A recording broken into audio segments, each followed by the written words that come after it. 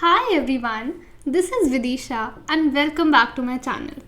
So in this video we are going to start with a new chapter of class 12th history, that is through the eyes of travelers. Alright, so ये आपका है chapter number 5, that is theme 5 of history, और इसी के साथ we are starting our book 2. Got it? So this is the first chapter of book 2. Got it?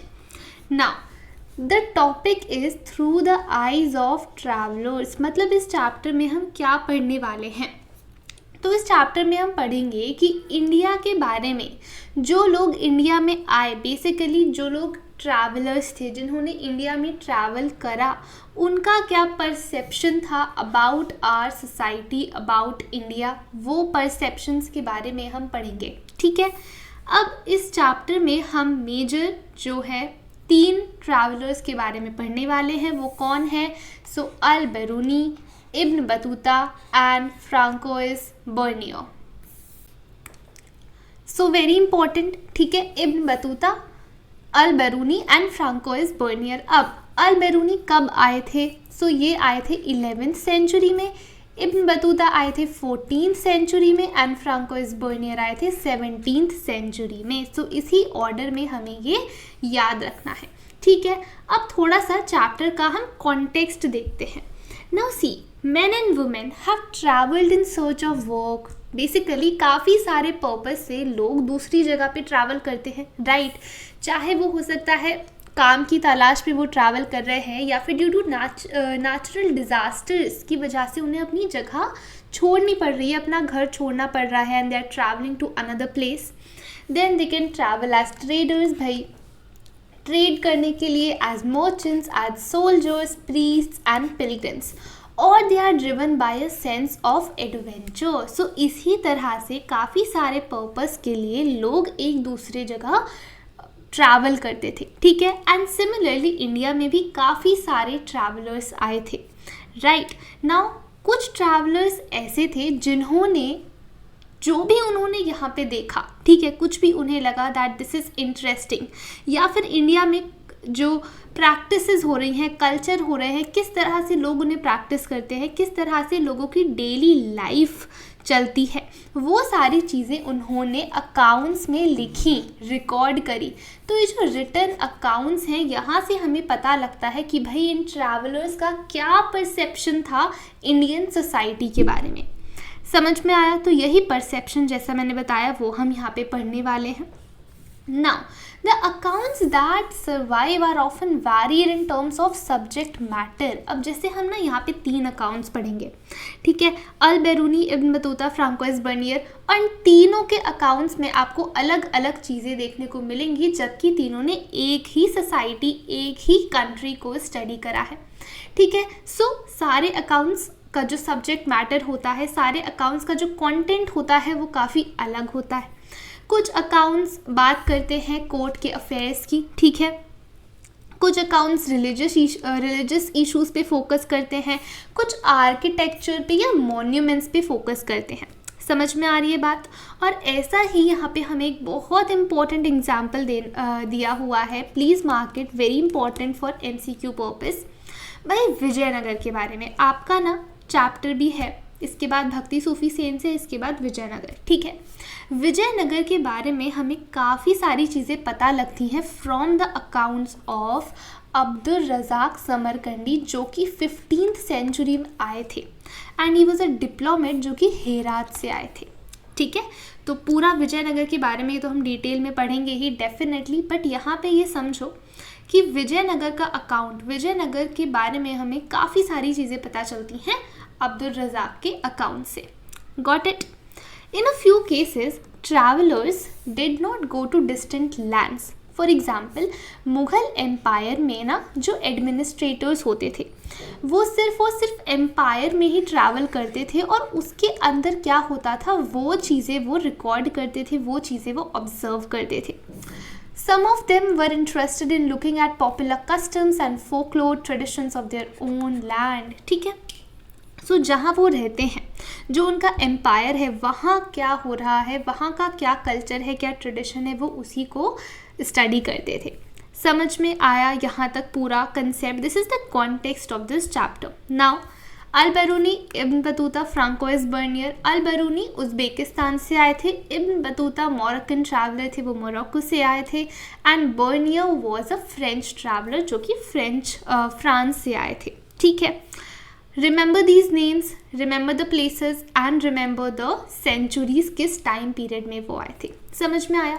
अब ना travellers के अकाउंट क्यों इम्पोर्टेंट हो जाते हैं. अब देखो, जो इंडियन स्कॉलर्स होंगे, जो चीज़ें इंडियन स्कॉलर्स ने रिकॉर्ड करी होंगी, वो काफ़ी ज़्यादा अलग होंगी इन ट्रैवलर्स से. बिकॉज ये जो ट्रैवलर्स होते थे ना, इनके लिए जो लोगों की डेली लाइफ है वो भी बहुत ज़्यादा इंटरेस्टिंग होती थी, बहुत यूनिक होती थी, है ना. वेयर एज इंडियन ट्रैवलर्स के लिए काफ़ी नॉर्मल सी बात होगी, है ना. तो जो एवरीडे एक्टिविटीज़ हैं, प्रैक्टिसेस हैं, इन चीज़ों को भी इन्होंने रिकॉर्ड करा, एंड इसीलिए इनके अकाउंट्स हमारे लिए बहुत ज़्यादा इम्पॉर्टेंट है.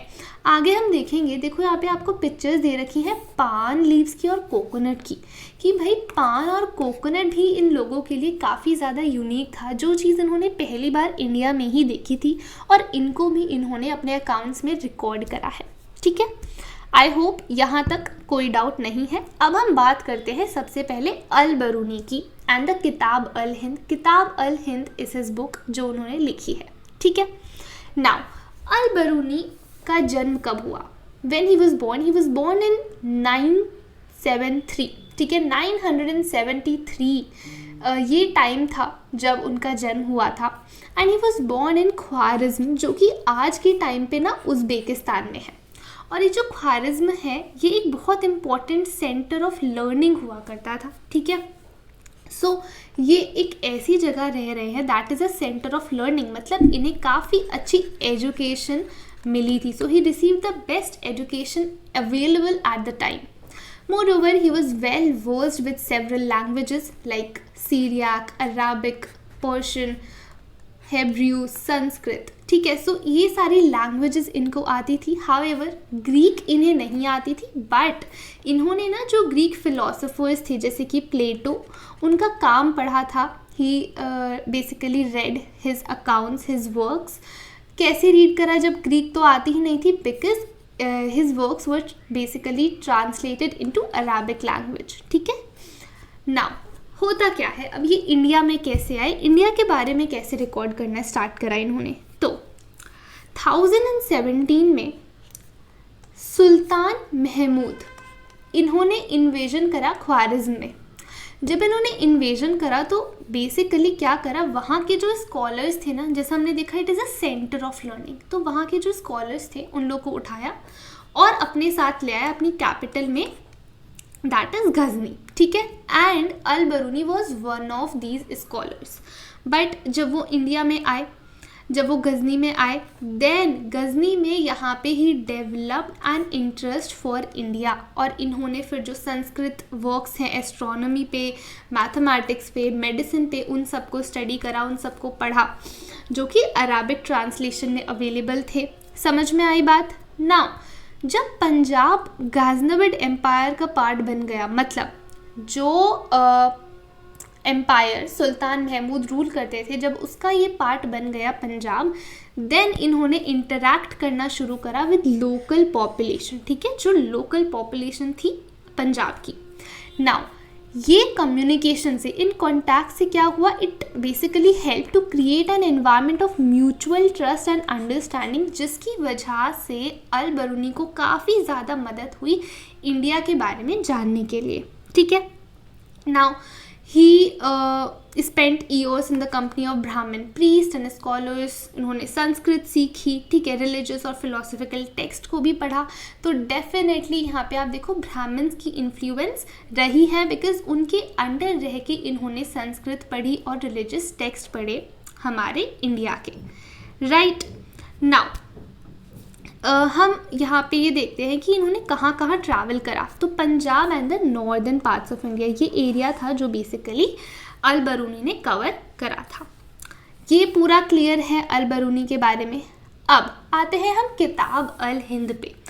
किताब अल हिंद इज़ द अकाउंट जिसमें इन्होंने इंडिया के बारे में बता रखा है और ये लिखी हुई है अरबिक लैंग्वेज में, ठीक है। This account is simple and lucid, बहुत ज़्यादा कॉम्प्लिकेटेड नहीं है। इसमें 80 चैप्टर्स हैं और ये चैप्टर्स काफ़ी अलग अलग सब्जेक्ट्स पे हैं, अलग अलग टॉपिक्स पे हैं। टॉपिक्स कौन से हैं, जैसे कि भाई रिलीजन पे इन्होंने बात करी है, philosophy, festivals, astronomy, alchemy, manners and customs, social life, weights, measures, iconography, laws and meteorology, ठीक है। सो काफ़ी सारे सब्जेक्ट्स पर इन्होंने अपनी किताब अल हिंद में लिखा हुआ है। नाउ यहाँ पे जो इन्होंने अपनी चीज़ें रिकॉर्ड करी, अपनी जो ऑब्जर्वेशंस हैं जो रिकॉर्ड करी है ना, हमें काफ़ी एक डिस्टिंक्टिव स्ट्रक्चर देखने को मिलता है। कैसे, अब सपोज कोई एक पर्टिकुलर टॉपिक है, जैसे सपोज रिलीजन है, तो सबसे पहले ये स्टार्ट कैसे करते थे, एक क्वेश्चन पूछते थे, क्वेश्चन के बाद उसका डिस्क्रिप्शन देते थे अकॉर्डिंग टू द सांस्कृतिक ट्रेडिशन। बिकॉज हमने देखा भाई ब्राह्मण्स के साथ इनके कॉन्टैक्ट्स थे, संस्कृत इन्होंने पढ़ी, रिलीजियस टेक्स्ट पढ़े, तो सांस्कृतिक ट्रेडिशंस के बेसिस पे अपना आंसर लिखा, उसका डिस्क्रिप्शन दिया और कंक्लूजन करते थे by comparing it to other cultures. जो दूसरे कल्चर्स हैं उनके साथ कंपेयर करते थे and that used to be his conclusion. और जो प्रेजेंट भी स्कॉलर्स है वो बोलते हैं दैट ये काफ़ी एक मैथमेटिकल ओरिएंटेशन दिखाता है अल बरूनी का, जिस तरह से उन्होंने रिकॉर्ड करी हैं अपनी ऑब्जर्वेशंस, राइट। नाउ अल बरूनी अरबिक में लिखते थे and probably he basically intended his work for peoples who lived along the frontiers of the subcontinent। तो जो इंडियन सबकॉन्टिनेंट के फ्रंटियर्स पे जो पॉपुलेशन रिसाइड करती थी, his works were intended to them and he was familiar with the translations and adaptations of Sanskrit, Pali, Prakrit text into Arabic, ठीक है। तो ये जो संस्कृत, पाली, प्राकृत, इन 3 लैंग्वेजेस में जो टेक्स्ट लिखे थे, जो अकाउंट्स लिखे थे, उन्हें अरबिक में ट्रांसलेट ऑलरेडी करा हुआ था and he was familiar with these works. समझ में आया। बट जिस तरह से ये लिखे गए थे, ठीक है, संस्कृत के काम, पाली, प्राकृत के जो अकाउंट्स हैं, जिस तरह से लिखे गए थे ना, he was critical about the ways in which these text were return and he wanted कि भाई इन्हें इम्प्रूव तो करना पड़ेगा बिकॉज उनके अकॉर्डिंग यहाँ पे कमियाँ थी। समझ में आया। आई होप पूरा ये अल बरूनी वाला पार्ट क्लियर है। Moving on towards our next traveller Ibn Battuta's Rihla. Ibn Battuta हमारे ट्रैवलर हैं, रिहला इनकी किताब है जिसमें इन्होंने अपनी ऑब्जर्वेशंस को रिकॉर्ड करा है। अल बरूनी ने किस में करा है, किताब अल हिंद में। क्लियर है। नाउ इब्न बतूता को ना ग्लोब ट्रॉटर बोला जाता है because he use to love travelling. और ये बोलते थे कि अगर आपको सही मायने में एजुकेशन चाहिए, एजुकेशन आपको गेन करनी है, नॉलेज गेन करनी है, then the only solution and only way of this is travelling. आप ट्रैवल करके ही एजुकेशन गेन कर सकते हैं। Now let's read in detail. So Ibn Battuta's book of travels called Rihla is also written in Arabic। So यहाँ देखो किताब अल Hindi Arabic में लिखी है, ये भी अरबिक में लिखी है। It provides a rich and extremely rich and interesting details about the social and cultural life in the subcontinent in the 14th century, है ना। तो ये 14th century में आए थे, तो उस टाइम की social cultural life इन्होंने रिकॉर्ड करी है। नाउ कहाँ से आए थे, बिल्कुल स्टार्टिंग में बताया था, मोरक्को से आए थे, मोरक्कन ट्रैवलर थे। टैंजार में इनका जन्म हुआ था एंड इनकी जो फैमिली थी ना, it was very respected and educated family and they were known for their expertise in Islamic religious law that is sharia, ठीक है। तो सिंस वो काफ़ी रेस्पेक्टेबल और एजुकेटेड फैमिली थी जिसमें ये बॉर्न हुए थे, तो they had expertise in the Islamic religious law जिसे बोला जाता है शरिया, ठीक है। Now true to the tradition of his family, Ibn Battuta को भी काफ़ी अर्ली एज में, काफ़ी यंग एज में एजुकेशन मिली, उन्हें पढ़ाया गया, ठीक है। जैसा मैंने बताया कि Ibn Battuta was a globe trotter and वो बोलते थे कि travel is the most important source of knowledge then books, ठीक है। सो नॉलेज से ज़्यादा इम्पॉर्टेंट नॉलेज का ज़्यादा इम्पॉर्टेंट सोर्स क्या है, बुक से भी ज़्यादा इम्पॉर्टेंट सोर्स है आपका ट्रैवल करना, ठीक है। ट्रैवलिंग से आप सही मायने में नॉलेज गेन कर सकते हैं।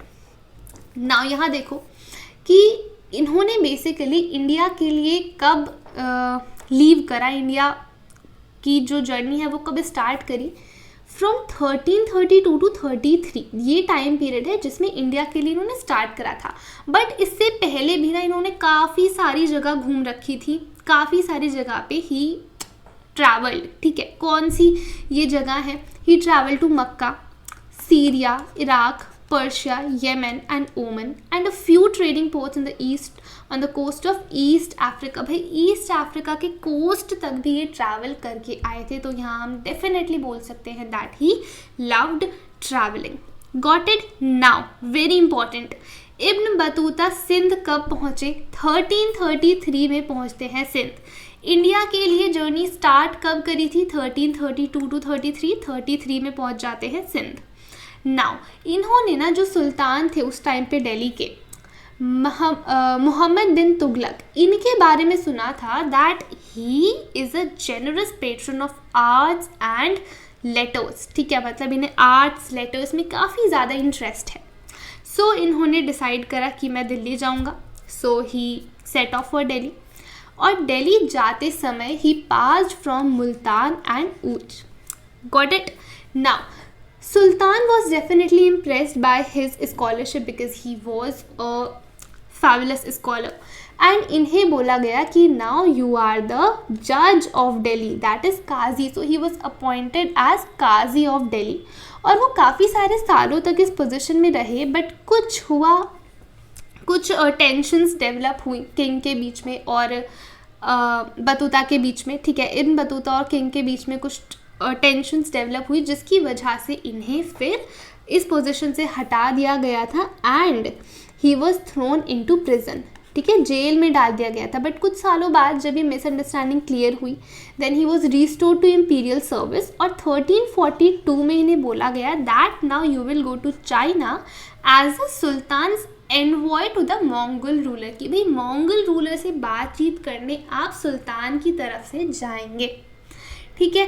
अब ये डायरेक्ट चाइना नहीं गए, इन्होंने काफ़ी सारी जगह ट्रैवल करी चाइना पहुंचने से पहले। सबसे पहले ये गए मालाबार कोस्ट, मालाबार कोस्ट के बाद ये जाते हैं मालदीव्स, मालदीव्स के बाद जाते हैं श्रीलंका, श्रीलंका से वापस पहुंच जाते हैं मालाबार कोस्ट, फिर मालदीव्स, उसके बाद finally he resumed his mission to China. ये बंगाल गए, असम गए, उसके बाद सुमात्रा से ही टुक अ शिप, और फिर वहाँ से and from there another ship to Chinese port town of Zaitun, ठीक है। तो पहले ये सुमात्रा पहुँचे, सुमात्रा से जैतून पहुँचे, and he also travel to Beijing. Got it. तो बीजिंग के बाद ना ये काफ़ी कम समय तक वहाँ पे रुके चाइना में, and finally he return home in 1347, ठीक है। So what I am expecting is that you are jotting down these dates, because बहुत इंपॉर्टेंट है MCQ के पर्पज़ से भी, बिकॉज आपके बोर्ड्स में भी और CUET में भी ना क्रोनोलॉजिकल ऑर्डर में लगाने के लिए आते हैं इवेंट्स, एंड जिसके लिए आपको डेट्स याद होनी चाहिए। क्लियर है। नाउ इब्न बतूता का जो अकाउंट है ना, it is often compared with that of Marco Polo, जो चाइना गए थे from his home base in Venice. So basically ये वेनिस से बिलोंग करते थे, और ये लेट 13th सेंचुरी में चाइना गए थे, और इब्न बतूता कब गए थे, 14th सेंचुरी में, ठीक है। ना जैसा मैंने बताया दैट काफ़ी अच्छे से इन्होंने अपनी ऑब्जर्वेशंस को रिकॉर्ड करा है, नए कल्चर्स के बारे में लिखा, लोगों के बारे में, बिलीव्स, वैल्यूज, सारी चीज़ें रिकॉर्ड करी, and he was a globe trotter who was travelling in 14th century, जबकि उस टाइम पर ट्रैवल करना काफ़ी रिस्की था, काफ़ी ज़्यादा हज़ार्डस था। According to Ibn Battuta it took 40 days to travel to Multan to Delhi and about 50 days from Sindh to Delhi, ठीक है। सो आप देख सकते हो उस टाइम पे टाइम कितना लगता था एक जगह से दूसरी जगह ट्रैवल करने के लिए। मोर ओवर सेफ नहीं था, ठीक है, बिकॉज इतनी सिक्योरिटी नहीं थी उस टाइम पर। जैसा आप नेक्स्ट पेज पर अगर देखोगे, यहाँ पे बता रखा है that Ibn Battuta was attacked by bands of robbers, चोर भाई, सेवरल टाइम्स, ठीक है। और इसीलिए ही प्रेफर्ड कि वो कारवां, ठीक है, कैरावन में ट्रैवल करे, मतलब ग्रुप ऑफ पीपल के साथ ट्रैवल करे ताकि थोड़ी सेफ्टी रहे। बट ये भी कुछ तरीका ना काम नहीं आता था, बिकॉज हाईवे रॉबर्स जो होते थे ना, उनसे अभी भी खतरा रहता था।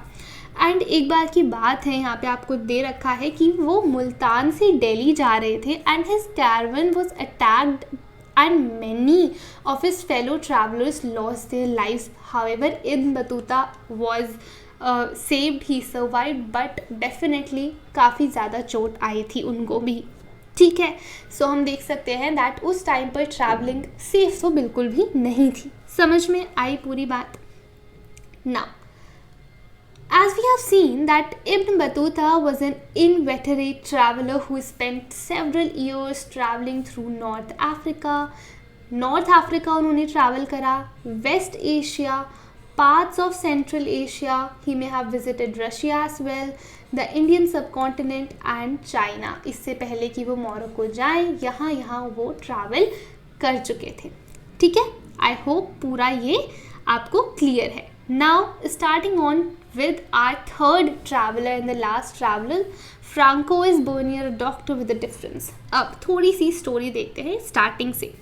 15 सेंचुरी से क्या होता है, पोर्टुगीज आने शुरू हो जाते हैं इंडिया में, ठीक है। कौन पोर्टुगीज? अब यहाँ देखो, one such traveller is Jesuit Roberto Nobili, ठीक है। He came to India, he travelled India and he translated Indian text into European languages, ठीक है। Moreover, इनके अलावा there were various Portuguese writers, travelers, जैसे कि आप देखो Duarte बरबोसा। He wrote a detailed account of trade and society in South India। तो इनका इंटरेस्ट कहाँ था भाई, ट्रेड में, और साउथ इंडियन सोसाइटी के बारे में इन्होंने लिखा है। Got it?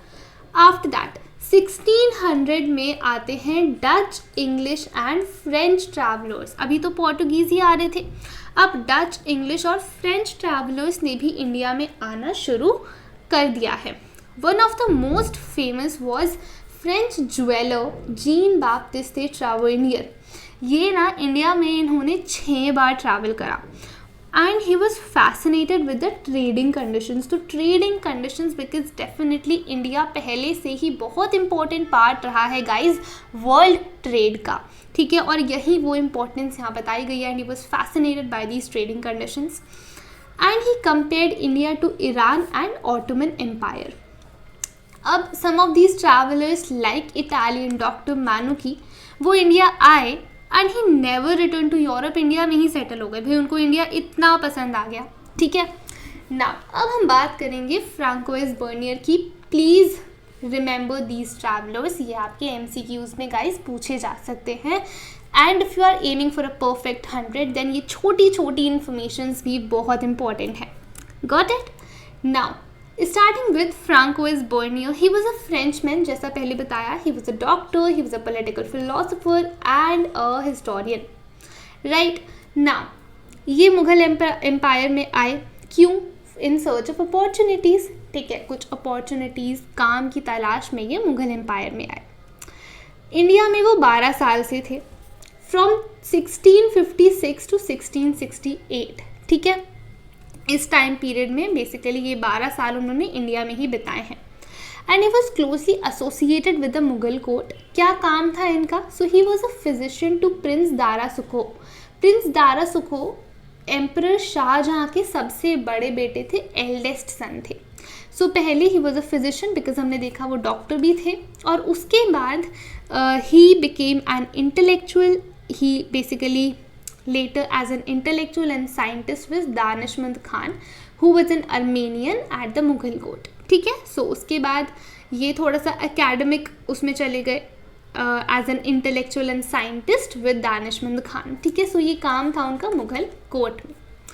अब इनकी एक बड़ी थोड़ी मतलब हम बोल सकते हैं हमारे लिए डेफिनेटली एक ख़राब आदत थी कि ये क्या करते थे ना, इंडिया और वेस्ट, ठीक है, ईस्ट और वेस्ट को कंपेयर करते थे। मतलब इंडिया को भाई यूरोप के साथ कंपेयर करते थे, और ये क्या कहते थे कि इंडिया में बिल्कुल ब्लीक सिचुएशन है, इंडिया की सारी नेगेटिव चीज़ें ये रिकॉर्ड करते थे। क्या रिकॉर्ड करते थे, क्या बोलते थे, वो हम डिटेल में पढ़ेंगे, बट आगे हम देखेंगे एंड में कि काफ़ी बार इन्होंने अपनी ही चीज़ों को, अपनी ही ऑब्जर्वेशंस को फिर कॉन्ट्रडिक्ट भी करा है, ठीक है। विल सी, अभी हम ये पढ़ते हैं। So, Bernier traveled to several parts of the country and wrote accounts of what he saw, frequently comparing what he saw in India with the situation in Europe. ठीक है ना, जो फ्रांस के किंग थे ना, बेसिकली वो अपनी writings उनको डेडिकेट करते थे, ठीक है, और जो भी ऑफिशियल्स थे, मिनिस्टर्स थे, उनको ये लिखते थे कि वो इंडिया में क्या देख सकते हैं, इंडिया में वो क्या क्या ऑब्जर्व कर रहे हैं. And he described what he saw in India as a bleak situation in comparison to developments in Europe. इनके अकॉर्डिंग इंडिया बिल्कुल डिग्रेडेड सोसाइटी है और यूरोप डेवलप्ड सोसाइटी है. समझ में आया? Now, Bernier's works were published in France. तो France में पब्लिश कराया गया 1670 to 71 में. उसके बाद इन्हें इंग्लिश, डच और जर्मन एंड इटालियन में इन्हें ट्रांसलेट कराया गया. 5 साल बाद क्या होता है, 1670 to 1725 में, ये 5 साल के अंदर अंदर basically his account was reprinted 8 times. 8 बार इनके अकाउंट्स को प्रिंट कराया गया फ्रेंच में, और 1684 में it had been reprinted 3 times in English, और 3 बार प्रिंट कराया गया इंग्लिश में. ठीक है, सो यहाँ पे बेसिकली ये इन्फॉर्मेशन क्यों दे रखी है कि बर्नियर का अकाउंट तो हम देख रहे हैं कि कितनी बार बार वो प्रिंट कराया जा रहा है यूरोप में, वेयर एज जो अरबिक एंड पर्शियन अकाउंट्स थे ना, वो 1800 तक भी प्रिंट नहीं कराए गए थे. दे वर सर्कुलेटेड एज मैन्युस्क्रिप्ट्स. ठीक है, समझ में आया? अब हमने देख लिया, 3 ट्रैवलर्स के बारे में पढ़ लिया. अब हम देखते हैं कि इन्होंने इंडिया के बारे में क्या रिकॉर्ड करा है, इनकी क्या ऑब्जर्वेशंस हैं. ठीक है, स्टार्टिंग विद अल बेरूनी. अल बेरूनी सबसे पहले बोलते हैं कि भाई इंडिया को पढ़ने के जो प्रोसेस था उनका, इंडिया की जो स्टडी करने का प्रोसेस था, उसमें उन्होंने काफ़ी सारी तकलीफ़ें फेस करी, बैरियर्स फेस करे. क्या बैरियर्स थे? सबसे पहले बोलते हैं लैंग्वेज इशू. संस्कृत अरबिक और पर्शियन से बहुत ज़्यादा डिफरेंट है, और इसीलिए जो कंसेप्ट्स थे ना, वो इजीली ट्रांसलेट नहीं हो पा रहे थे एक लैंग्वेज से दूसरी लैंग्वेज में. तो लैंग्वेज पहला बैरियर. ये ना, इसमें 3 आपके बैरियर्स आते हैं और 3 मार्क्स का डायरेक्ट क्वेश्चन बनता है, तो प्लीज़ नोट दिस यहीं पे. ठीक है, second point, difference in religious beliefs and practices. भाई अल बेरूनी जिस कल्चर से, जिस रिलीजन से बिलोंग करते थे, वो काफ़ी डिफरेंट था उस रिलीजन से जो कि इंडिया में लोग प्रैक्टिस करते थे. तो ये जो गैप आया है रिलीजियस बिलीफ्स और प्रैक्टिसेस की वजह से, ये एक बहुत इंपॉर्टेंट बैरियर था. And third is self absorption and consequent insularity of the local population. तो काफ़ी बार क्या होता था ना, लोकल पॉपुलेशन अपने बारे में नहीं बताना चाहती थी, अल बेरूनी के साथ इंटरैक्ट नहीं करना चाहती थी, इन्फॉर्मेशन नहीं देना चाहती थी. तो ऑब्वियसली भाई जब लोकल पॉपुलेशन ही इंटरैक्ट नहीं करेगी तो किस तरह से वो इंडिया के बारे में ऑब्जर्वेशंस अपनी रिकॉर्ड कर पाएंगे, है ना. अल बेरूनी का मेजर सोर्स क्या था इंडिया को जानने का? जैसा हमने बोला, स्टार्टिंग में भी पढ़ा कि वो ब्राह्मण्स के साथ काफ़ी ज़्यादा रहे हैं, और संस्कृत टेक्स्ट उनका मेन सोर्स रहा है, जैसे कि Vedas, Puranas, Bhagavad Gita, the works of Patanjali and Manusmriti. ठीक है, सो ये इनके 1 2 3 4 5 सोर्सेज रहे हैं, आपको लिखने के लिए आ सकते हैं. मेक श्योर कि आप ये अच्छे से याद करें. ठीक है, do highlight these points guys, जो मैं इंपॉर्टेंट बता रही हूँ. ठीक है, नाउ अब देखो, कास्ट सिस्टम बहुत स्टार्टिंग से इंडिया का काफ़ी इम्पोर्टेंट पार्ट रहा है ना. अब अल बेरूनी का क्या कहना था कास्ट सिस्टम पे? तो पहले तो इन्होंने हमें ये बताया, एंशिएंट पर्शिया का एग्जाम्पल देके, कि caste system, categorisation of people कोई यूनिक नहीं है इंडिया में. ऐसा नहीं है कि ये इंडिया में ही प्रैक्टिस होता है, भाई एंशिएंट पर्शियन में भी है और दूसरी सोसाइटीज़ में भी है. एंशिएंट पर्शिया का एग्जाम्पल देते हुए वो बोलते हैं दैट यहाँ पे 4 सोशल कैटेगरीज थी, knights and princes, monks, fire priest and lawyers. तो first, second, physicians, astronomers and other scientists, third, peasants and artisans, fourth. ठीक है, तो 4 कैटेगरीज. और ये देखते हैं कि भाई social divisions was not unique to India. ठीक है, but at the same time ये बोलते हैं कि इस्लाम में तो भाई all man were considered equal, differing only in observance of piety. Exactly, यहाँ बोलते हैं कि भाई इस्लाम में तो सारे लोगों को इक्वल माना जाता था, वहाँ कोई डिविजन वगैरह नहीं था. ठीक है, नाउ इन्होंने कास्ट सिस्टम तो हमने देख लिया कि किस तरह से कंपैरिजन करा है उन्होंने, but he was very much disappointed with the notion of pollution. ये जो पॉल्यूशन वाला है, प्योरिटी एंड पॉल्यूशन, ठीक है, प्योर एंड इम्प्योर का जो नोशन रहा है इंडिया कास्ट सिस्टम में, अनटचेबिलिटी का जो ये नोशन रहा है, इसको वो डिनाई करते थे। वो बोलते थे कि everything which falls in to a state of impurity, ठीक है, कोई भी चीज़ जो इम्प्योर हो चुकी है, it finally succeeds in regaining its original condition of purity, वो वापस प्योर बन सकती है। एग्जाम्पल देखो क्या बोलते हैं, for example the sun cleanses the air, the salt in the sea prevents the water from becoming polluted, if it were not so life on earth would not be possible, है ना। तो अगर भाई सन air को साफ नहीं करता, ठीक है, सॉल्ट इन द सी अगर वो वाटर को नहीं प्रिवेंट करता फ्रॉम बिकमिंग पोल्यूटेड, देन अर्थ पे लाइफ ही नहीं रहती। तो वो ये बोलते हैं कि ये जो आपने जो पोल्यूशन का कंसेप्ट बना रखा है, it is contrary to the laws of nature, ठीक है। आई होप यहाँ तक पूरा क्लियर है। नाउ अल-बेरूनी ने हमने देखा कि his description was basically influenced by the normative Sanskrit text, है ना, जैसे मनुस्मृति था, भाई भागवत गीता से इन्होंने उठाया, वेदास इन्होंने रेफर करे थे, which laid down the rules governing the system, है ना, from the point of view of the Brahmins. तो यहाँ पे ब्राह्मण्स का पॉइंट ऑफ व्यू देखने को मिलता है। बट अगर थोड़ा सा हम रियल लाइफ के बारे में जानेंगे ना, तो ये रूल्स इतने ज़्यादा रिजिड नहीं थे। फॉर एग्जाम्पल एक यहाँ पे कास्ट आती है, एक कैटेगरी आती है जिसे बोला जाता है अंत्यजा, ठीक है।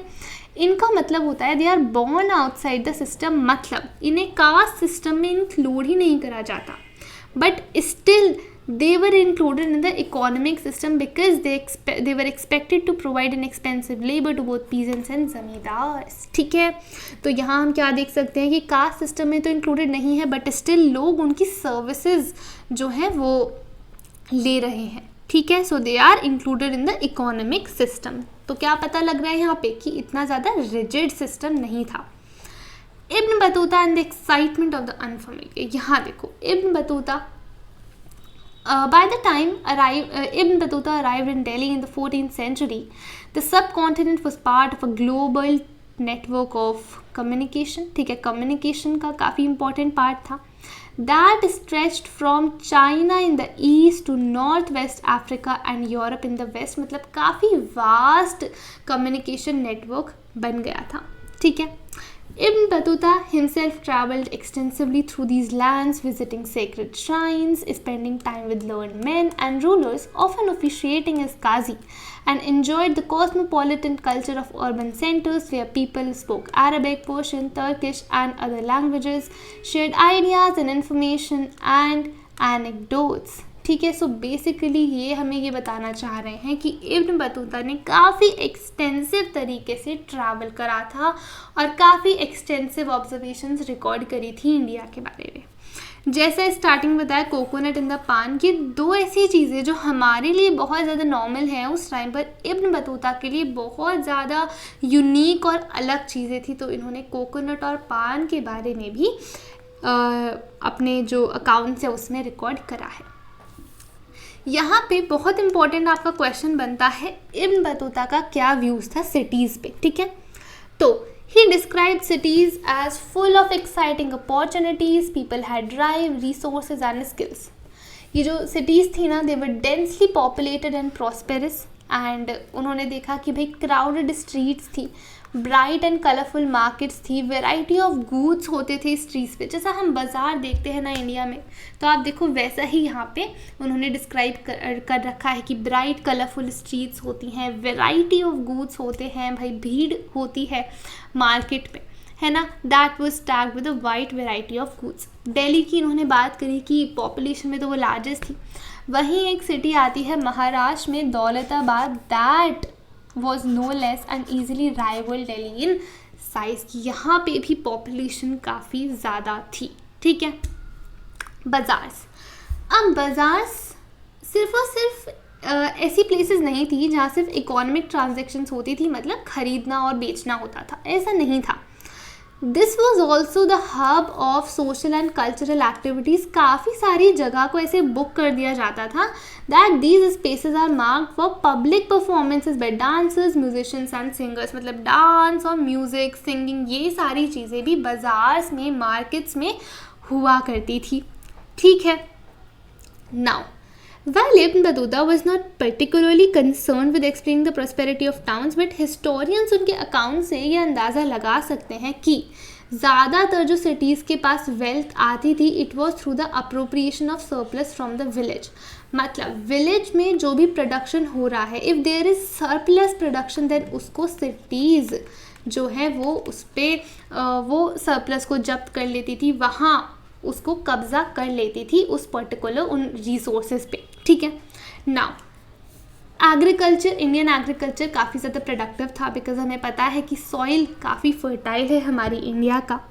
तो इसकी वजह से फार्मर्स क्या है ना, वो 2-2 क्रॉप्स भी एक साल में ग्रो कर पाते थे, वेयर एज अपने जो होम टाउन है वहाँ पे इब्न बतूता ने ऐसा नहीं देखा था।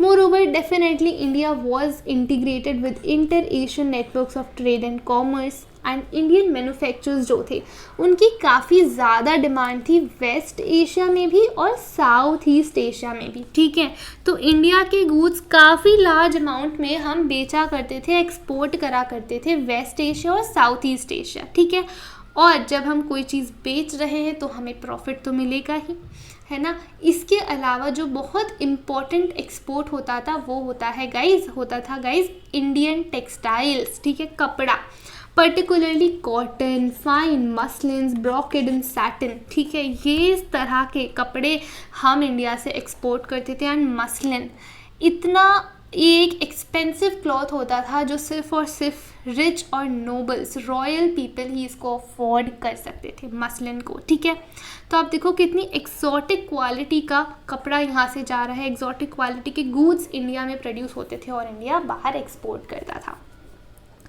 आई होप ये पूरा पार्ट आपको अच्छे से क्लियर है। अब बात करें कम्युनिकेशन सिस्टम की। ठीक है, तो the state evidently took special measures to encourage merchants कि भाई मर्चेंट्स ट्रैवल करें। ठीक है, बिकॉज जब मर्चेंट्स ट्रैवल करेंगे, अपना सामान खरीदेंगे, बेचेंगे, तभी तो स्टेट को फ़ायदा मिलेगा। तो वो उसके लिए क्या करती थी, सारे ट्रेड रूट्स पे देवर गेस्ट हाउसेज एंड इन्स, मतलब मर्चेंट्स के ठहरने की व्यवस्था वहाँ पर अच्छे से करी गई थी। क्लियर है। Now ibn Battuta was amazed by the efficiency of the postal system. भाई सामान भेजने का जो सिस्टम होता है एक जगह से दूसरी जगह, that is a postal system. और पोस्टल सिस्टम इतना एफिशिएंट था कि सिर्फ और सिर्फ ये इंफॉर्मेशन ही नहीं भेज सकते थे एक दूसरे को। ठीक है, मर्चेंट्स साथ साथ ये क्या करते थे, क्रेडिट्स भी भेज सकते थे। ठीक है, remit credit along across long distances, अगर कुछ कैश का लेन देन होना है वो भी यहाँ पे होता था। मोर ओवर अगर गुड्स भेजने हैं at very short notice, then उसके लिए भी ये पोस्टल सिस्टम काफ़ी फीजिबल था। ठीक है, काफ़ी शॉर्ट नोटिस पे अगर तुम्हें कुछ सामान भेजना है, ठीक है, तो यहाँ पे ये पोस्टल सिस्टम काफ़ी एफिशिएंट था। क्लियर है। Moving on towards our third, Francois Bernier, जो इंडिया को बहुत ब्लीक सिटी मानते थे, कंट्री मानते थे। ठीक है, क्या बोलते थे यहाँ देखते, जैसे हमने बोला कि हमेशा से इनका राय कि कंपेयर करते थे। ठीक है, now his idea seems to have been to influence policy makers and intelligence in Europe to ensure that they made what he consider to be right decisions. तो बेसिकली ये इंडिया के बारे में लिखते थे वहाँ के यूरोप के ऑफिशियल्स को, पर्टिकुलरली फ्रेंच, ठीक है, फ्रांस के ऑफिशियल्स को, कि भाई इंडिया में ऐसा ऐसा है और ये गलती तुम मत करना, you should take the right decisions. ठीक है, तो ये वो बता रहे हैं कि इंडिया में ये कंडीशन है and we should not implement such measures in our country, in our area. ठीक है, ये इनका मेन मोटिव हुआ करता था। Now, Bernier travels in the Mughal Empire, so this is his account, is marked by detailed observations, critical insights and reflections. Now his account contains discussions trying to place history of the Mughals within some sort of universal framework. कैसे?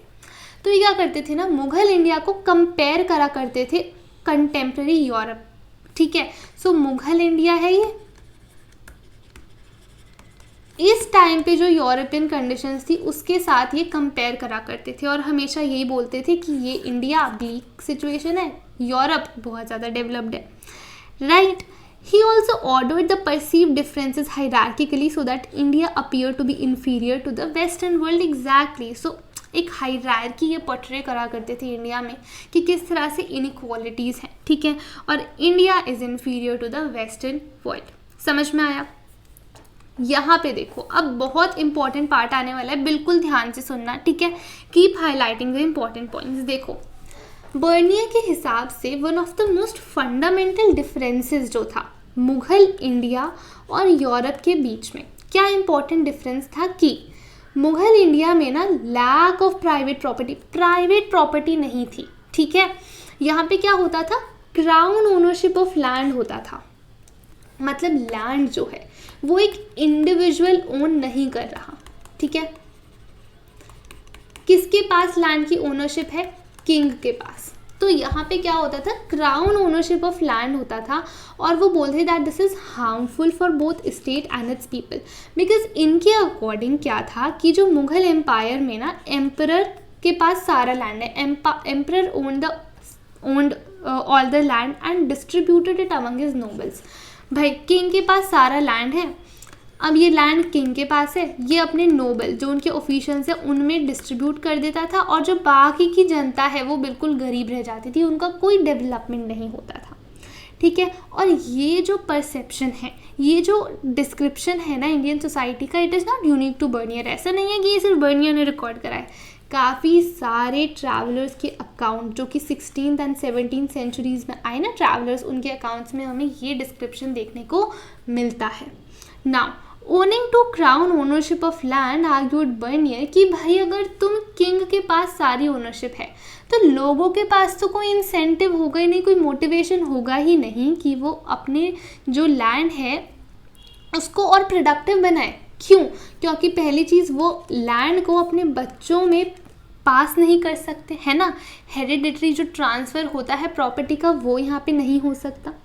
सो दे वर averse to any long term investment in the sustenance and expansion of production. कहीं ना कहीं ये उनकी बात सही भी है कि अगर उनके पास ही ओनरशिप नहीं है उनके लैंड की, ठीक है, तो वो उसमें क्यों इन्वेस्टमेंट करेंगे? वो नहीं करेंगे, है ना. बिकॉज फ़ायदा तो सारा किंग को हो रहा है और ये लैंड हेरिडिटरी ट्रांसफ़र में अपने बच्चों को भी नहीं दे सकते हैं. So this absence of private property in land prevented the emergence of the improving landlords. भाई एग्रीकल्चर में एक अगर इलीट क्लास इम्प्रूव हो पाएगी तो वो सिर्फ और सिर्फ प्राइवेट प्रॉपर्टी से ही हो पाएगी, जो कि इस टाइम पर इंडिया में नहीं हो रहा, ठीक है. Now it had led to the uniform ruination of agriculture decline होता जा रहा है. Excessive operation of peasantry, right, peasants बहुत गरीब हैं तो उनको ऑपरेस करा जाता है.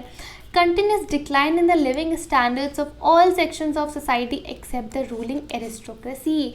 सारे सेक्शंस ऑफ सोसाइटी की जो लिविंग स्टैंडर्ड्स है वो नीचे आते जा रहे हैं, सिर्फ और सिर्फ एरिस्टोक्रेसी ही मज़े से जी पा रही है. बहुत लेवल लैंग्वेज में, ठीक है. सिर्फ एरिस्टोक्रेसी के ही स्टैंडर्ड्स बढ़ रहे हैं, वो ही थ्राइव कर रही है, वेरएस बाकी जो सेक्शंस हैं सोसाइटी के they are struggling to maintain their livelihood. Clear है? Now Bernier described Indian society as consisting of undifferentiated masses of impoverished people subjugated by a small minority of very rich and powerful ruling class. भाई ये majority है but this is very poor. And this majority is exploited by a very small minority of rich people, जिसमें king और ruling class आते हैं, ठीक है. King आता है, उनके नोबल्स आते हैं, एरिस्टोक्रेसी आती है. और यहाँ पे पुअर और रिच के बीच में, ये पुअर है ये रिच है, सिर्फ पुअर और रिच ही है, बीच में कोई मिडिल क्लास है ही नहीं, ठीक है. तो इसीलिए उन्होंने बोला कि इम्प्रूविंग लैंडलॉर्ड्स इमर्ज ही नहीं हो पा रहे बिकॉज जो ओनरशिप है वो लैंड की वो पूरी की पूरी किंग के पास ही है. समझ में आई ये पूरी बात? आई होप कोई कन्फ्यूजन नहीं है यहाँ पे, ठीक है. Now how Bernier saw the Mughal empire, वो बोलते थे that Mughal empire its king was the king of beggars and barbarians. Cities and towns were ruined and contaminated with ill air and its field. Over spread with bushes and full of potential marches, मतलब कुछ भी positive है ही नहीं। और ये condition, इतनी ज़्यादा bleak condition किसकी वजह से? क्राउन ओनरशिप ऑफ लैंड की वजह से, ठीक है ना। अब अगर हम बात करें जो मुग़ल एम्पायर के जो ऑफिशियल डॉक्यूमेंट्स थे, जो मुग़ल ऑफिशियल्स ने अपने अकाउंट्स लेके अपनी ऑब्जर्वेशंस को रिकॉर्ड करा। फॉर एग्जाम्पल अबुल फजल, ठीक है, उन्होंने लिखा था अकबर की जो रीन था ना, अकबर का जो रूल था उसके बारे में, and he was the official chronicler of Akbar. तो अगर इनका अकाउंट पढ़ते हैं 16th सेंचुरी से, इनके अकॉर्डिंग जो लैंड रेवेन्यू स्टेट लेता था, it was basically remuneration of sovereignty, मतलब कि किंग ये लैंड रेवेन्यू इसलिए लेता था because he insured his subjects for the protection that he provided, ठीक है। But it was not a rent on land पे, ज़मीन पे ये रेवेन्यू नहीं लगाया गया, ज़मीन का रेंट नहीं है ये, ठीक है। It is the remuneration for protection that king provided to his subjects. But ऐसा हो सकता है कि जो यूरोपियन ट्रैवलर्स थे उन्हें ये रेंट क्यों लगा कि ये लैंड रेवेन्यू है, ऐसा क्यों लगा? बिकॉज ये जो रेंट है, ठीक है, ये जो एक्सट्रैक्ट करते थे लोगों से, ये बहुत ज़्यादा हाई था, और इसी वजह से यूरोपियन ट्रैवलर्स को लगा कि this is a rent on land, but it was not, ठीक है। नाउ यहाँ पे हम 2 फिलोसोफर्स के बारे में पढ़ेंगे who were influenced by the Bernier's descriptions, ठीक है। नाउ फ्रेंच फिलोसोफर मॉन्टेस्क्यू, इन्होंने कंसेप्ट डेवलप करा ओरिएंटल डिस्पोटिज्म, जिसका मतलब होता है कि जो एशिया के रूलर्स हैं, they enjoyed absolute authority over their subjects. जो सब्जेक्ट्स दीज वर केप्ट, उनकी जो प्रजा है, भाई रूलर के पास एब्सोल्यूट अथॉरिटी है, फुल कंट्रोल है, ये रूलर्स हैं, रूलर के पास फुल कंट्रोल है उनके सब्जेक्ट्स पर, उनकी जो प्रजा है, जो नॉर्मल लोग हैं, ठीक है। And these people were kept in the conditions of subjugation and poverty, arguing that all land belonged to the king and the private property was non-existent। मतलब सारा लैंड सिर्फ और सिर्फ किंग का है, किंग के पास, रूलर के पास ही सारी प्रॉपर्टी है, ठीक है। And according to this view everybody except the emperor and his nobles barely manage to survive. जैसा हमने पहले भी देखा कि एरिस्टोक्रेसी और रूलिंग क्लास के अलावा सारे लोग जो हैं दे हार्डली मैनेज टू लिव, ठीक है। एसेंशियल रिक्विजाइट्स, एसेंशियल्स भी उनके पास नहीं होते थे अपना जीवन काटने के लिए। इसके बाद कार्ल मार्क्स ने डेवलप करा अपना concept of Asiatic mode of production. ये बोलते थे कि इंडिया में कॉलोनियलिज्म से पहले क्या होता था कि जो सरप्लस होता था it was appropriated by the state, मतलब जो लोग प्रोड्यूस कर रहे हैं वो किसके पास जाता था? स्टेट के पास। जो भी प्रोडक्शन हुई है वो कौन जब्त कर लेता था, कौन उस पर कब्जा कर लेता था? भाई किंग, ठीक है। अल्टीमेटली स्टेट कब्जा कर लेती थी, and this led to the emergence of society that was composed of large number of autonomous and egalitarian village communities. मतलब ये जो विलेज कम्युनिटीज़ हैं ये फ्री हैं, ये इंडिपेंडेंट हैं जब तक ये अपना प्रोडक्शन जो है, अपना प्रोड्यूस जो है वो किंग को दे रही हैं। सो इसीलिए इन्हें बोला गया इगैलिटेरियन सोसाइटीज़। ऑटोनमस सोसाइटी जो स्टेट से कनेक्टेड सिर्फ इसलिए हैं कि उन्हें अपनी इंडिपेंडेंस, उन्हें ऑटोनॉमी दी जाएगी अगर वो अपना प्रोड्यूस सरप्लस किंग को देती हैं तो, ठीक है। और इसीलिए बोला गया इसे स्टैग्नेंट सिस्टम की, कुछ डेवलपमेंट तो हो ही नहीं रहा, जो भी सरप्लस प्रोड्यूस हो रहा है उसे वापस इन्वेस्ट करने की बजाय और डेवलपमेंट करने की बजाय किंग के पास जा रहा है ना। तो भाई जो जैसा चल रहा है वो वैसे ही चलता जा रहा है, डेवलपमेंट हो ही नहीं रहा है, जिसे हमने बोला है यहाँ स्टैग्नेंट सिस्टम। क्लियर है?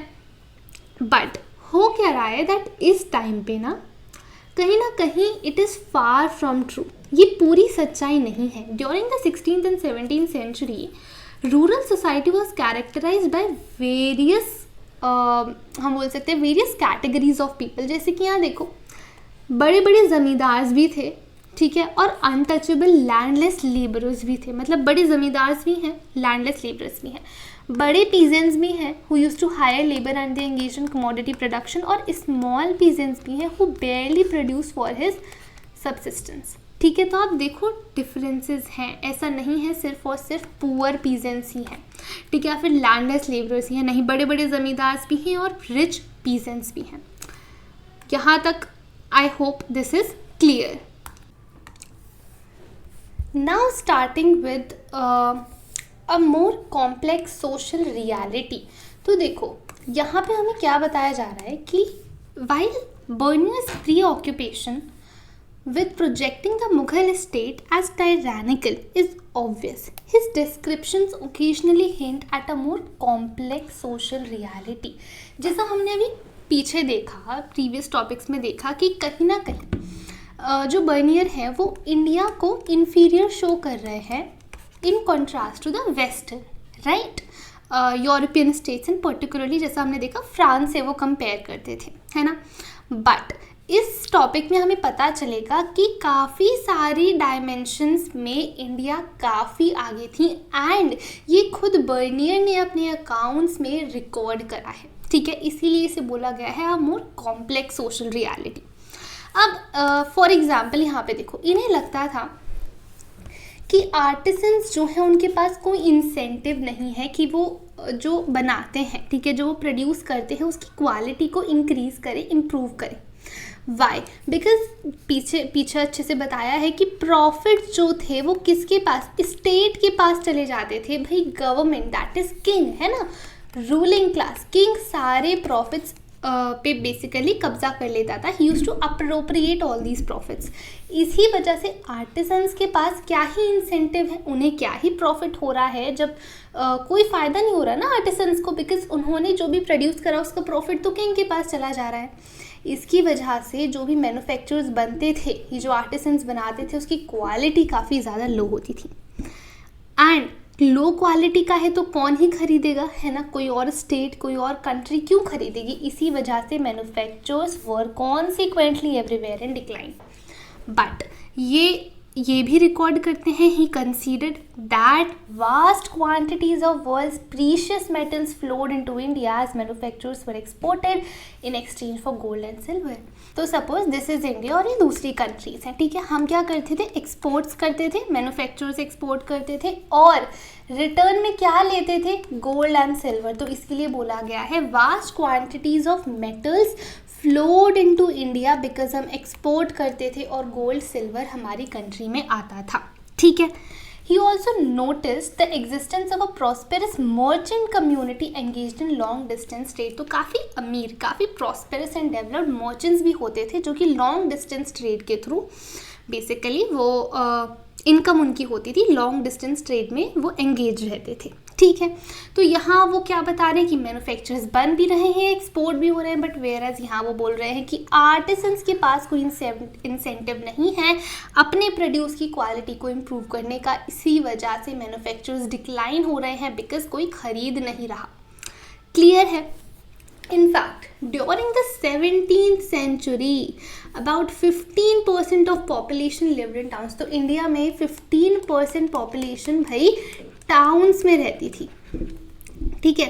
एंड ये जो एवरेज है, ये जो परसेंटेज है ना, इट वाज हायर, मतलब कि यूरोपियन सोसाइटीज़ में, वेस्टर्न यूरोप में इस 15% से कम पॉपुलेशन उस टाइम पे टाउन में रिसाइड करती थी। तो यहाँ हम देख सकते हैं कि कहीं ना कहीं in terms of urban population या फिर टाउन पॉपुलेशन इंडिया आगे है, ठीक है। In spite of this, Bernier described Mughal states as camp towns। Camp towns बोलते थे कि भाई मुगल सिटीज़ तो कैंप टाउन्स हैं। कैंप टाउन से मतलब क्या है, दैट ये जो टाउन्स हैं they owed their existence and depended for their survival on the imperial camp. मतलब ये जो टाउन्स हैं ये एग्जिस्ट ही इसीलिए कर रहे हैं because of Mughal state, because of king, और पूरी तरह से अपनी एग्जिस्टेंस के लिए, अपने सर्वाइवल के लिए ये मुग़ल स्टेट पे डिपेंडेंट हैं। अगर मुग़ल स्टेट काम करेगी, इन पे ध्यान देगी, देन दे एग्जिस्ट, वरना ये डिग्रेड हो जाते हैं, डिसइंटीग्रेट हो जाते हैं ये टाउन्स, ठीक है। So he believe that these came into existence when the imperial court moved in and rapidly declined when it moved out. He suggested that they did not have viable social and economic foundations but were dependent on the imperial patronage। खुद की economic and social foundations नहीं थी जिस पे ये towns basically हम बोलते हैं ऑपरेट करते थे, ठीक है। ये प्योरली किस पे डिपेंडेंट रहते थे, इंपीरियल पेट्रोनेज पे डिपेंडेंट रहते थे, मुग़ल सपोर्ट पे डिपेंडेंट रहते थे। Got it? As in the case of the question of land ownership, Bernier was drawing an oversimplified picture, है ना.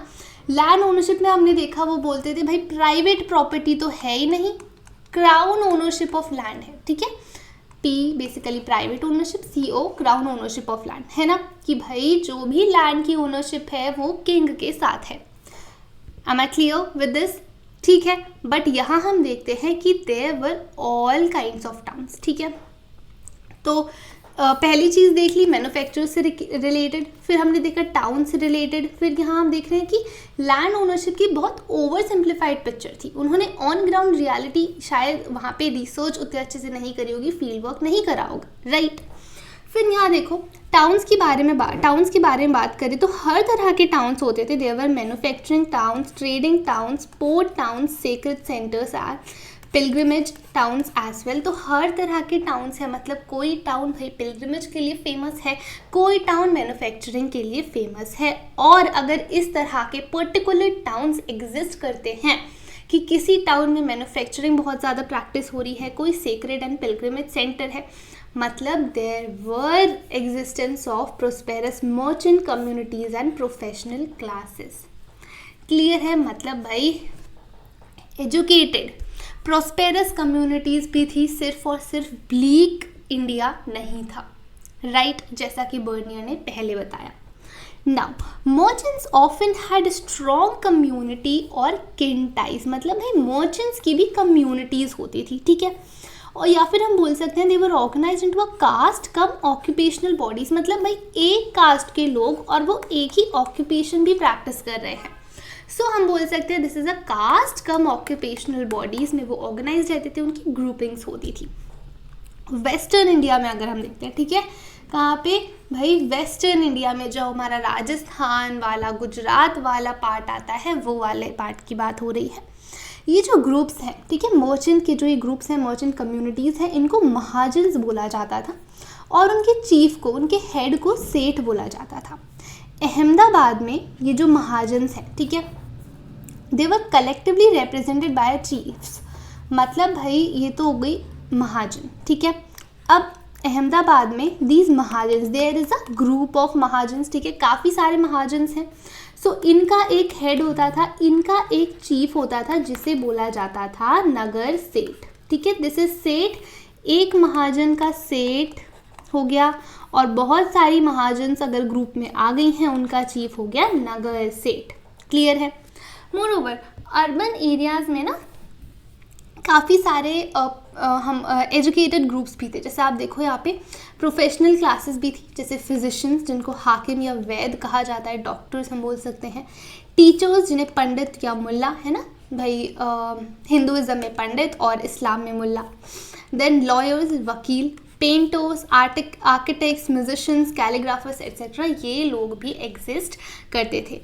अब कुछ लोग क्या थे, कुछ classes they were dependent on the imperial patronage, मतलब ये जो रूलर, ठीक है, जो एरिस्टोक्रेसी रूलिंग क्लास है उनको सर्विसेज प्रोवाइड करते थे. वेयर एज काफ़ी सारे पेट्रन्स ऐसे थे who worked in ordinary crowded markets और बाजार्स, मतलब ऑर्डिनरी लोगों को वो सर्विस प्रोवाइड करते थे. ठीक है, तो हर तरह की सर्विस यहाँ पे प्रोवाइड करी जा रही है हर तरह के लोगों को. यहाँ तक बर्नियर का पूरा क्लियर है. अगर कोई डाउट है then please drop it in the comment section. ठीक है, मैं बिल्कुल रिप्लाई करूँगी, पूरा अच्छे से समझाऊँगी. राइट ना, last topic of this chapter. देखो कितना इजीली कवर कर लिया, बहुत हार्ड नहीं है. You just need to divide your topics, थोड़ा सा पॉइंटर्स में मार्क करना है और अच्छे से वीडियो देखनी है. ठीक है, आई होप आपके पास NCERT है, पेंसिल है, हाईलाइटर है, दैट यू आर मार्किंग. ठीक है with me. Now seventh topic, women slave Sati and labourers. Women के बारे में अभी तक हमने विमेन के बारे में बात नहीं करी. तो आपका जो इंट्रोडक्शन था ना चैप्टर का, जो फर्स्ट पेज था, उस पर हमने देखा कि ज़्यादातर हमें मेन के अकाउंट्स मिलते हैं. ठीक है, women use to travel, but however हम बोल सकते हैं कि उनके बारे में या फिर उन्होंने खुद एज सच कोई अपनी ऑब्जर्वेशंस को रिकॉर्ड नहीं करा, उनके अकाउंट्स नहीं हैं. Main recorded about women who were interested in and sometimes intrigued by the condition of women in the subcontinent. But यहाँ पे एक ड्रॉबैक ये था कि जो मैन हैं उन्हें लगता था कि जो सोशल इनइक्वालिटीज़ हैं, ठीक है, कि women are inferior to man, ये जो सोशल इनइक्वालिटीज़ हैं दीज आर नेचुरल, ठीक है, these are natural state of affairs, ठीक है, इन्हें इसमें कुछ गलत नहीं लगता था अगर विमेन को इन्फीरियर बोला जा रहा है। फॉर एग्जाम्पल अगर हम स्लेव्स की बात करें, slaves were openly sold into markets like any other commodity. भाई हम सामान लेने जाते हैं दुकान पे, है ना, इसी तरह से स्लेव्स का भी लेन देन होता था, स्लेव्स को भी बेचा जाता था, खरीदा जाता था। And they were regularly exchange as gifts. भाई खरीदना बेचना ठीक है, उन्हें गिफ्ट में भी दिया जाता था, ठीक है। यहाँ हम देखेंगे जो इब्न बतूता है उन्होंने जो मुग़ल एम्परर हैं मोहम्मद बिन तुगलक, ठीक है, सुल्तान मोहम्मद बिन तुगलक, उनको गिफ्ट्स करे थे स्लेव्स। आप देखो गिफ्ट्स की तरह भी यूज़ हो रहे हैं slaves. So when Ibn Battuta reach Sindh he purchased horses, camels and slaves as gifts for sultan Muhammad bin Tughlaq. जब वो मुल्तान पहुँचे ही प्रेजेंटेड द गवर्नर, तो जो गवर्नर थे ना मुल्तान के, उनको भी एक स्लेव दिया और एक हॉर्स दिया, together with raisins and almonds. And Muhammad bin Tughlaq informs Ibn Battuta, basically Ibn Battuta ऐसा लिखते हैं कि Muhammad bin Tughlaq was so happy with the sermon of a preacher named Nasiruddin that he gave him 100,000 slaves, 100,000 टंकास, टंकास मतलब coins, and 200 slaves, 200 slaves gift करे, legit, ठीक है। यहाँ आप आदमियों को खरीद रहे हो, बेच रहे हो, गिफ्ट कर रहे हो। Can you see? Now, it appears from Ibn Battuta's account that there was considerable differentiation among the slaves as well. जैसे कि फीमेल स्लेव्स की बात करें, जो सुल्तान की सर्विस में फीमेल स्लेव्स एम्प्लॉय करी जाती थी, they were experts in music and dance, and Ibn Battuta also enjoyed their performance during the wedding of Sultan's sister. Moreover, female slaves were also employed by the Sultan to keep a watch on his nobles. मतलब सुल्तान के जो nobles हैं, जो aristocracy है, उनके जो officials हैं, उन पे नज़र रखने के लिए भी फीमेल स्लेव्स को यूज़ करा जाता था। नाउ अब डोमेस्टिक पर्पस के लिए जो स्लेव यूज़ हो रहे हैं, डोमेस्टिक लेबर के लिए, इब्न बतूता बोलते हैं कि इनकी ये जो डोमेस्टिक लेबर है ना, they were important to carry women and man on palanquins या डोला, ठीक है। सो एक जगह से दूसरी जगह मैन विमेन लोगों को कैरी करने के लिए इनकी सर्विस इम्पॉर्टेंट थी। मोरओवर जो फीमेल स्लेव्स थी ना, who were required for domestic labour, ठीक है, डोमेस्टिक कामों के लिए जो फीमेल स्लेव्स को लिया जाता था वो थोड़ी सस्ती आती थी, उनका जो प्राइस था वो थोड़ा सा लो था। And almost all families who could afford to do so kept at least 1 or 2 of them, ठीक है। जो फैमिली अफोर्ड कर सकती थी स्लेव रखना, वो डेफिनेटली स्लेव्स रखती थी, ठीक। Contemporary European travelers and writers often highlighted the treatment of women as crucial marker of difference between Western and Eastern societies. भाई इस चैप्टर में जहाँ बात आ रही है difference between western and eastern societies, याद रखो बर्नियर आते हैं, ठीक है, फ्रांकोइस बर्नियर। यहाँ पे बोला कि जिस तरह से वुमेन को ट्रीट करा जाता है ये काफ़ी बड़ा डिफरेंस दिखाती है between western and eastern societies.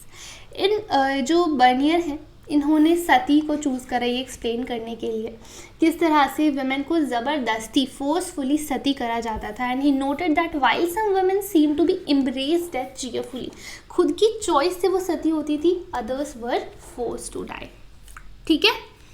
However यहाँ पे आप देखो women's lives revolved around much else beside the practice of सती, सिर्फ और सिर्फ सती तक उनकी लाइफ लिमिटेड नहीं थी। अगर हम बात करते हैं agriculture as well as non agricultural production में विमेन बहुत कंट्रीब्यूट करती थी। पर्टिकुलरली अगर हम बात करते हैं मर्चेंट फैमिलीज से जो विमेन थी ना, they use to participate in the commercial activities, sometimes even taking mercantile disputes to court of law, ठीक है। So they were engaged in the business in their work whatever they did, ठीक है। And जो भी mercantile disputes होते थे, they used to take to the court of law, मतलब court में भी जाते थे अगर कोई डिस्प्यूट है उनके बिजनेस के regarding. So it therefore seems unlikely that women were confined to the private spaces of their homes। तो यहाँ तो हम ये नहीं बोल सकते कि women were confined to their homes only, they participated in labor also, clear? Now, you may have noticed that travelers come provide us with a tantalizing glimpse of the lives of men and women during these centuries. However, their observations are often shaped by the context from which they came. Exactly. देखो भाई, हमने Ibn Battuta का देखा, अल बरूनी का देखा और बर्निया का देखा. तीनों ने इंडिया ही स्टडी करा है, बट तीनों के परसेप्शंस, तीनों का आउटलुक काफ़ी अलग है. तीनों के कंटेंट जो उन्होंने लिखा है अपने अकाउंट्स में वो काफ़ी अलग है. मतलब बहुत डिपेंड करता है उनकी जो भी अकाउंट्स हैं कि भाई वो कहाँ से आए हैं, ठीक है, किस तरीके की सोसाइटी से वो आए हैं. जैसे कि बर्नियर यूरोप से आए थे, फ्रांस से आए थे, तो वहाँ जो उन्होंने डेवलपमेंट देखी तो उन्हें इंडिया में क्या दिखाई दिया भाई, ब्लीक सिचुएशन दिखाई दी, राइट. तो ये यहाँ पे बता रखा है. At the same time, there were many aspects of social life that these travelers did not notice. Obviously, सब कुछ तो नोटिस नहीं करा था इन ट्रैवलर्स ने. यहाँ तक पूरा समझ में आया, ठीक है. सो लास्ट टॉपिक है ये, हमारे चैप्टर का टॉपिक था, हमारे चैप्टर का जो हम कंप्लीट कर चुके हैं. एंड नीचे आओ, देखो time line. Guys I would suggest please read this time line, ठीक है. ये बहुत इंपॉर्टेंट है, पर्टिकुलरली बता रही हूँ CUET के लिए. CUET के लिए तो है ही, बट डजंट मीन कि आप बोर्ड्स के लिए इसे इग्नोर कर दो, बिकॉज ये आपका ना कंसेप्ट बिल्ड करती है कि टाइम लाइन में बेसिकली किस तरह से इवेंट्स हुए, ठीक है, कौन पहले आया कौन बाद में आया, एंड आप कनेक्ट कर पाएंगे इवेंट्स को, कनेक्ट कर पाएंगे आप कॉन्टेक्स्ट को. सो डोंट थिंक कि you can ignore this time line. Please read this and try to solve the NCERT questions, because काफ़ी बार आपके बोर्ड्स में डायरेक्ट यहाँ से क्वेश्चंस आते हैं, ठीक है. सो आई होप कि ये पूरा चैप्टर आपको क्लियर है. And as I always say कि अगर कोई भी डाउट है तो भाई कमेंट सेक्शन में डालो, मैं बिल्कुल क्लियर करूँगी आपका डाउट, ठीक है. And I hope that you like this video, and if you did then please hit the like button, subscribe to the channel and press the bell icon so that you can receive the updates of all my upcoming videos. Thanks for watching. See you in the next video. Till then, take care and bye-bye.